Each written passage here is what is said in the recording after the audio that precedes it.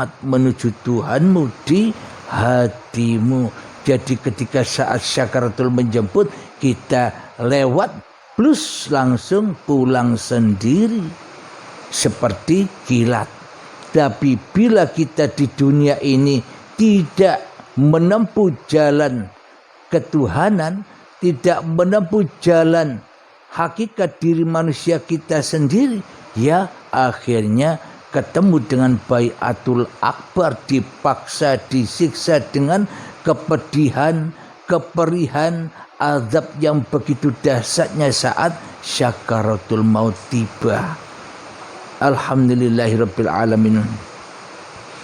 Maka bagaimanakah cara agar amal-amal kita sampai kepada Allah?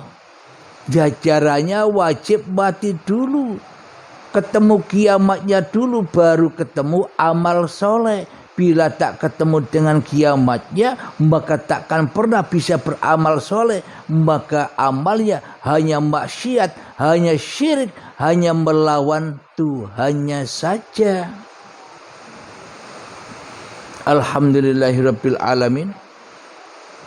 Ada ayat di Al-Quran di surat Ar-Rahman, ayat yang ke-26 dan ke-27. Saya bacakan ayatnya. Bismillahirrahmanirrahim.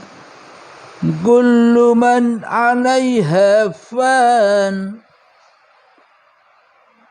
Yang artinya semua yang ada di bumi itu akan binasa, akan fana, akan hancur lebur. Wa yabqa wajhu rabbika dzul jalali wal ikram. Tetapi wajah Tuhanmu yang memiliki kebesaran dan kemuliaan tetap kekal. Alhamdulillahirabbil alamin. Jadi bila manusianya yang wujud, ya rusak semua. Tapi bila Tuhannya yang wujud, ya selamat semua, ya kekalah. Inilah yang dimaksud fana dan baqo ini. Dulu kita mempelajari sifat-sifat Tuhan, sifat wajibnya Allah, sifat muhalnya Allah, hanya bacaan dan artinya saja, tidak mengupas apa makna di dalamnya. Alhamdulillah ketika kita mendengar di paparan uripe Allah, kita sama-sama belajar menggali makna yang sebenarnya di dalam sifat wajibnya Allah dan sifat muhalnya Allah ini. Jadi bila Allahnya tak ada, itulah binasa. Namun bila Allahnya wujud, itulah keselamatan, itulah kebahagiaan, itulah kelanggengan. Maka dari itu bila ingin ketemu Allah, ya binasakanlah dirimu di hatimu. Bila dirimu merasa bakok di dalamnya, ya takkan pernah bertemu Tuhan. Kenapa? Karena karena diri kita telah membinasakan Tuhan selama ini di hati kita. Kita menuduh Allah itu fana, hancur, rusak, binasa bagi diri kita selama ini. Kenapa? Buktinya kita merasa ada, buktinya kita merasa hidup, buktinya kita merasa bakok, kekal di dalam kehidupan kita sejak akil balik sampai setua ini. Tidak pernah ketemu Tuhan, karena Tuhan bagi kita selama ini goib. Tuhan bagi kita selama ini tidak ada. Tuhan bagi kita selama ini mati. Tuhan bagi kita selama ini binasa, tidak wujud. Yang wujud hanya diri kita. Ya binasalah kita dengan amal-amal kita. Jangan kita sombongkan amal-amal kita. Jangan kita mulia-muliakan amal-amal dan ilmu kita. Percuma, binasa, rusak. Maka dari itu hanya Allah lah yang maha mulia. Maka muliakanlah Tuhanmu di hatimu. Alhamdulillahirabbil alamin. Sebelum kita lanjutkan, mari kita berlatih pindah hijrah dari alam yang fana menuju alam yang baqo. Dari alam binasanya Tuhanmu di hatimu menuju kebinasaan dirimu di hatimu dibalik. Dulu Allah yang binasa, dulu Tuhan yang binasa, dirimu yang ada, dirimu yang kekal, dirimu yang hidup, maka sekarang dibalik, dirimulah yang binasa, yang tak ada, yang tak wujud.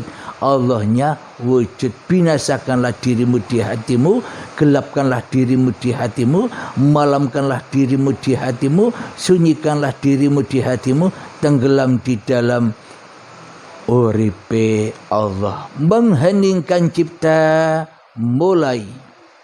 Bismillahirrahmanirrahim. Silakan 5 menit ya. Mana dia?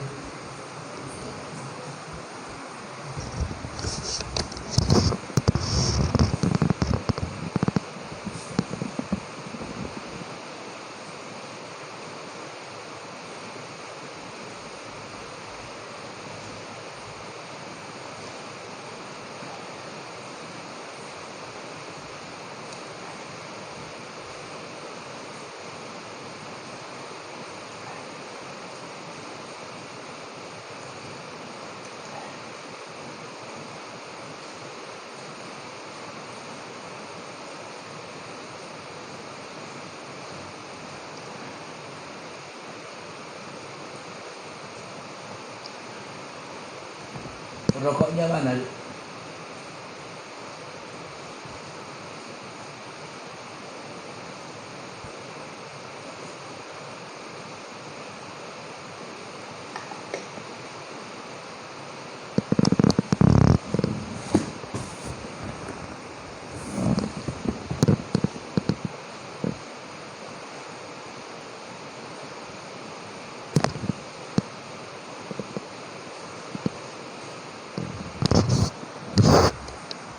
Silakan berperang, masuklah ke dalam dirimu, binasakanlah dirimu.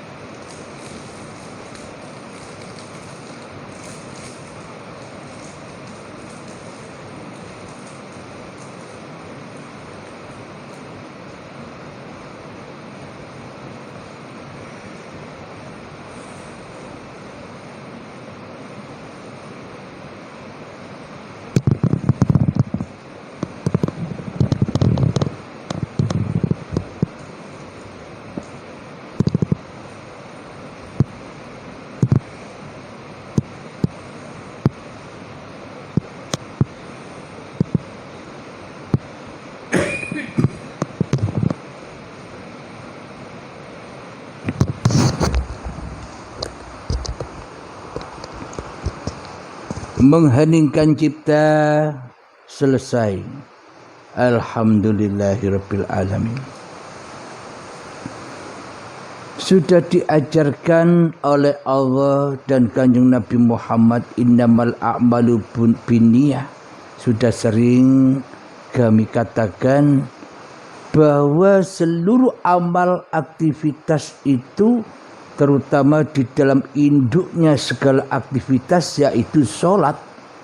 Induknya saja salah, ya salah semua. Induknya saja hancur, ya hancur semua. Yakni di sholat 5 waktu. Maknanya di dalam niat itu kita disuruh kembali ke alam baka, ketemu lillahi ta'ala. Jadi bila kita masih jadi Tuhan, di dalam hati kita ya tidak bisa ketemu lillahi ta'ala. Bagaimana mungkin kita bisa sholat sementara yang jadi Tuhan bukan Allah, tapi masih manusianya di hati kita. Berarti kita tidak mampu sholat karena kita belum bersyahadat, karena kita tidak tahu rukun iman. Bagaimana iman itu yang sebenar-benarnya iman? Karena dulu ngajinya hanya ngaji secara syariat saja. Rukun iman pertama, iman kepada Allah. Kedua, iman kepada malaikat. Ketiga, iman kepada kitab. Yang keempat, iman kepada Rasul. Kelima, iman kepada hari akhir. Yang keenam, beriman kepada qada dan qadar. Yang bisa hanya bacaan tulisan saja, tidak teraplikasi di dalam hati. Bagaimana mungkin kita bisa masuk agama Islam? Untuk menyelami rukun Islamnya, untuk bersyahadat. Rukun imannya saja hanya bacaan. Untuk mengaplikasikan rukun iman itu ya wajib ada guru pembimbingnya. Bila tak bisa masuk dan merasuk di dalam hati rukun imannya, ya bukan agama, ya bukan bertuhan. Karena beragama bertuhan itu babakan hati, bukan babakan syariat, bukan babakan dohiriyah. Tapi di dalam hati kita, babakan hati kita selama ini kan imannya kepada diri kita saja yang ada. Allah gaib. Aplikasi hati di dalam diri kita selama ini hanya kitalah Abdul Halim yang merasa wujud, yang merasa ada, yang merasa bakok di dalam hati kita. Sedangkan Allah tidak wujud, sedangkan Allah rusak binasa di dalam hati kita.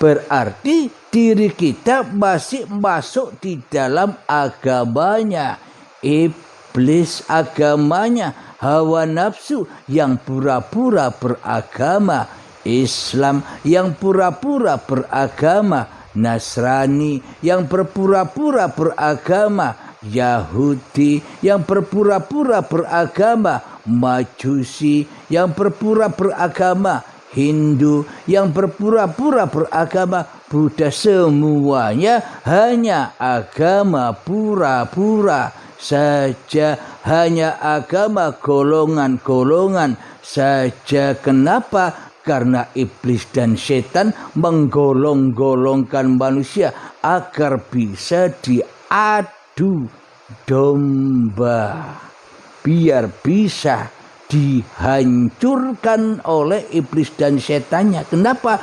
Karena kita menyembah yang hancur. Karena kita mengikuti iblis dan setan, ya dihancurkan. Jangan salahkan iblis dan setannya, kenapa kita ikut. Jangan salahkan Allahnya, kenapa kita ikut godaan iblis dan setan. Alhamdulillahirabbil alamin. Jadi untuk mencapai kebakoan agar bisa beramal soleh, maka dari itu binasakanlah dirimu di hatimu. Setelah itu jangan ngaku-ngaku syariat lagi. Tidak ada ceritanya kalau orang sudah makrifat turun lagi ke syariat itu bahasa yang salah, pemahaman yang salah. Kalau sudah ma'rifat binasalah manusianya, bagaimana bisa bersyariat lagi? Maka itulah ada makalah, bila sudah ma'rifat manusianya sudah meninggalkan syariat-syariatnya. Bila sudah makrifat manusia meninggalkan toreko-torekohnya. Bila sudah makrifat manusianya meninggalkan hakikat-hakikatnya. Bila sudah makrifat manusianya sudah meninggalkan makrifatnya, yakni makrifat manusia itu apa sih? Manusia tahu bahwa dirinya tidak ada. Itulah makrifat manusia. Manusia tahu bahwa dirinya tidak wujud. Itulah makrifat manusianya. Manusia tahu bahwa dirinya tidak hidup. Itulah makrifat manusianya. Manusianya tahu bahwa dirinya tak kuasa apapun. Itulah makrifat manusianya. Bagaimana mungkin syariat lagi? Coba pahami itu.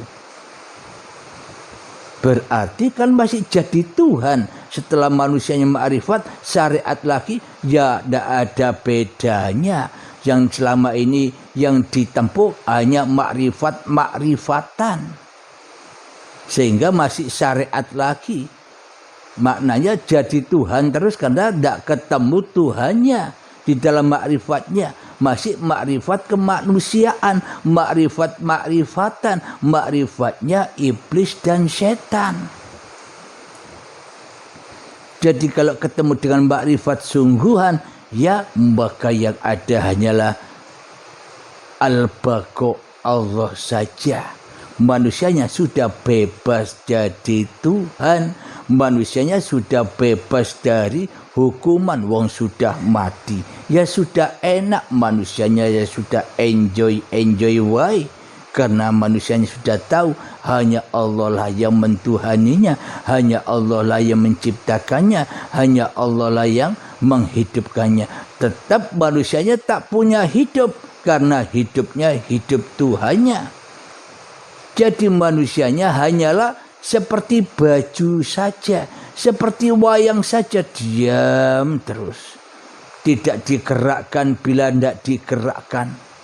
Tidak diperjalankan bila tak diperjalankan. Tidak dipersolatkan bila tak dipersolatkan. Tidak diperibadahkan bila tidak diibadahkan. Tidak dimakankan bila tidak dimakankan oleh Tuhannya. Dipelihara oleh Tuhannya.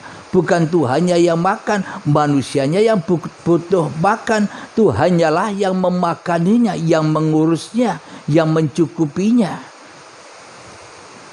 Alhamdulillahirabbil alamin.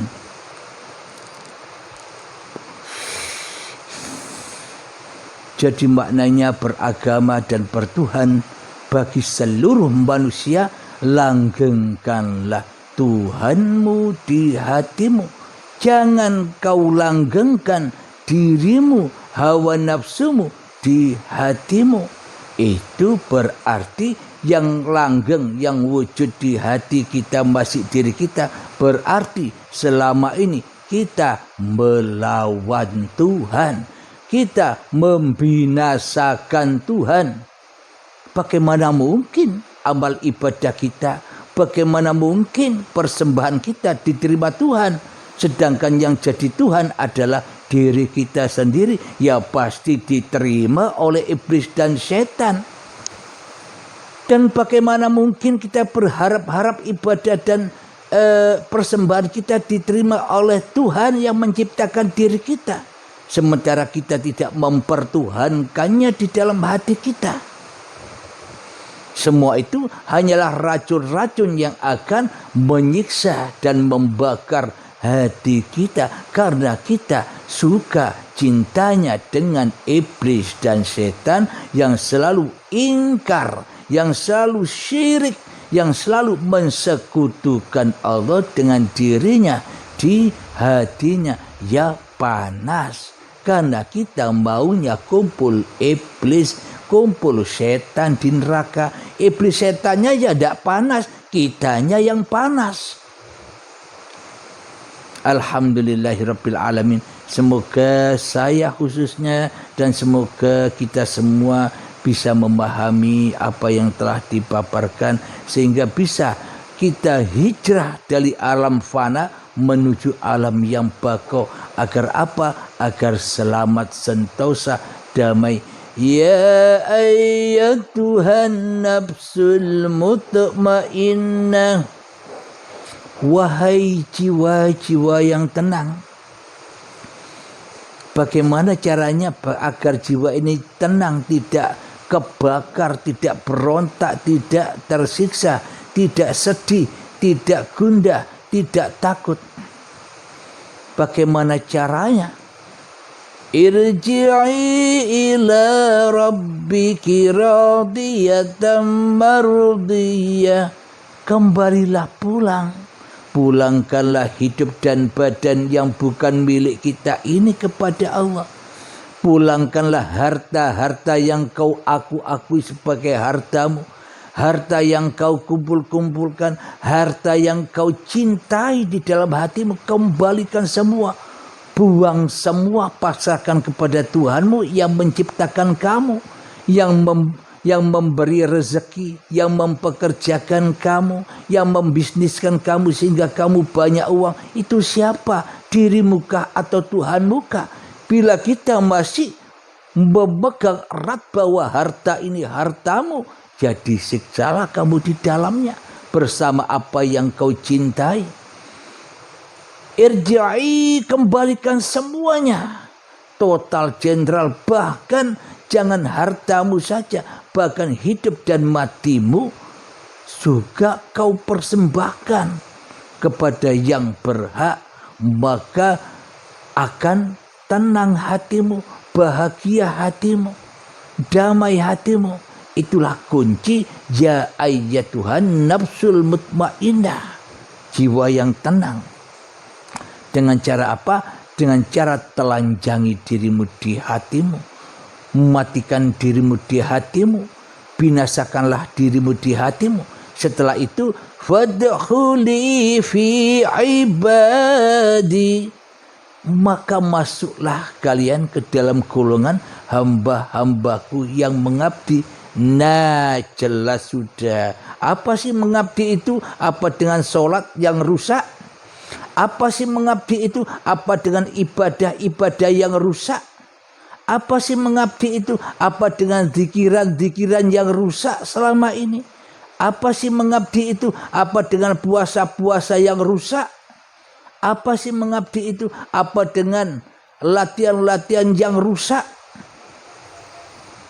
Bagaimana mungkin Allah selama ini kita persembahkan dengan ibadah, dengan sholat-sholat yang rusak dan bau kotor yang najis? Bagaimana mungkin dipersembahkan kepada Allah? Allah sukanya yang baqo. Apa? Ya jangan jadi Tuhan dirimu di hatimu, sehingga kau tak bisa amal lagi, sehingga kau tak bisa sholat lagi, sehingga kau tak bisa ibadah lagi, sehingga kau tak bisa sholawatan lagi, sehingga tak bisa lagi berzikiran lagi, kecuali Allah sendiri yang memerankanmu. Itu maknanya alam baqo. Seperti Muhammad, bukan kamu yang melempar, akulah yang melempar. Muhammad, bukan kamu yang memanah, akulah yang memanah. Inilah alam baqonya Kanjeng Nabi Muhammad. Kanjeng Nabi Muhammadnya binasa di hatinya, yang ada hanya Allah. Kanjeng Nabi Muhammad mati di dalam hatinya, yang hidup hanya Allah. Inilah imannya Kanjeng Nabi Muhammad. Inilah imannya para nabi dan para rasul. Jadi di paparan uripe Allah ini kita tak ada aliran apa-apa, hanya menjernihkan kembali, mengembalikan kejernihan ajaran para nabi dan ajaran para rasul, yakni ajaran Allah Subhanahu wa ta'ala, agar kita bisa kembali selamat kepada Tuhan yang menciptakan diri kita. Alhamdulillahirabbil alamin. Semoga saya dan kita semua selalu diberi petunjuk oleh Allah Subhanahu wa taala. Sebelum kita akhiri, marilah kita langgengkan selawat dolimin daf'ul bala.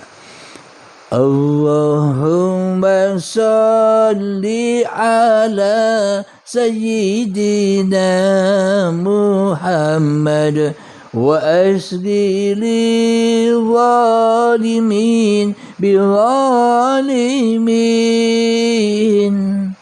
Allahumma salli ala sayyidina Muhammad wa asli lil zalimin bizalimin. وأخرجنا من بينهم سالمين وعلى آله وصحبه أجمعين. الحمدلله رب العالمين. ربنا آتنا في الدنيا حسنة وفي الآخرة حسنة وقنا عذاب النار. الحمد لله رب العالمين. Assalamualaikum warahmatullahi wabarakatuh.